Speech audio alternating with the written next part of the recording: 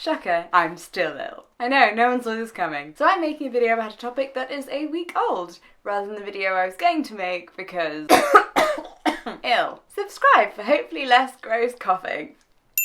So, actress Selma Blair attended the Oscars this year. It is 2019 if you are watching this in the future. For the first time since publicly announcing her MS diagnosis, and she was looking very stylish with her cane. Cue many, many articles about how brave and inspirational she is. Okay, we've talked about the inspirational issue here before, and can we just say, if we're talking about disability porn, I would much rather see this than the video Now This News posted on Twitter about a little girl with no eyes having a traumatic hospital experience and singing to self-soothe herself. I mean, sure, because that 4-year-old definitely consented to having her vulnerable moment filmed and used to inspire able people to keep going, or feel better about themselves, or some such tosh. I don't know. Weirdly, pretty sure all people with disabilities deserve respect and dignity, including children. No, their parents' consent is not theirs. Great job! Oh, gosh. I am salty when ill. Don't worry though, able-bodied people. I am not here to be rude to you. Although, if you do feel like showing just how much you like disabled people, you should subscribe to me. Along with the many, many articles about Selma Blair, it felt to me as if there were an equal number of disability activists online who insisted that brave was not the right word to use. That we shouldn't call disabled people brave or inspirational for just living their lives and going outside with their aids. But, and I am so sorry, I love you, my people, I'm not coming for you. I just think we're doing ourselves a disservice. To say that it isn't brave to go outside with aids plays down just how scary and difficult it is. Leaving the house for the first time with mobility aid, even if you're just going to the corner shop, is terrifying. Let's be honest, it is. It's the big unknown. It's really, really scary. And you have to build up all of your courage to do so. You have to be brave. Even if once you're actually out there, it is fabulous and you're living your best life and you're thinking, oh my gosh, why didn't I get a wheelchair before? This is fantastic. Even if that. The point is, before you leave the house, you just don't know. Every time I go to a new place with my crutches or my wheelchair or see a new person, I still have a bit of fear within me, and it has been 10 years since I started using mobility aids. Oh, actually scratch that. I had to hobble around on a Zimmer frame when I was 15. It was genuinely my grandmother's Zimmer frame. Not even a cool one, but I still made it work. I find my crutches in particular make me feel that way because I know I have to fend off the same "what did you do?" question from every single new person I see. And that, I know they're just trying to be nice, but it does chip away at me inside when 20 people in one day say, "Oh, what did you do to yourself?" And I have to reply with, "Oh, nothing, I just have a genetic disability, I have to use crutches sometimes."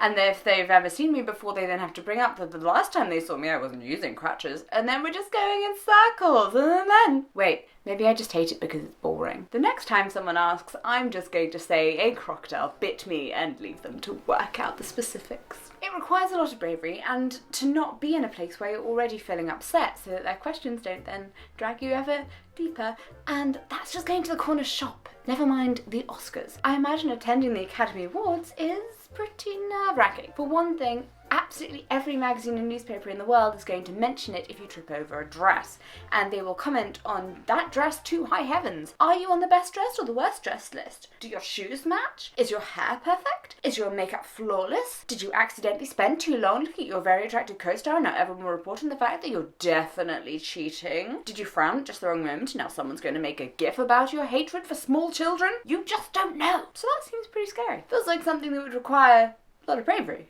Just saying. Add on to the first time in public with mobility aid. But then on top of that, you've got, wow, the world now knows I have a disability. They're going to be scrutinising my every cane-aided move. Because they really, really are. No one is going to comment on Marley Matlin still being deaf because she's still deaf. Not groundbreaking news. Selma Blair's condition has changed and will continue to change. That can fill screen time and sell magazines. Commentators feel they have a right to zoom in close on her walk and just see how her legs are moving and then talk about how they probably won't be moving in the future. I mean, I'm fine, right? I'm quite fine with my identity as a disabled person. I would wear it on a t-shirt if I wore t-shirts. I do have other t-shirts.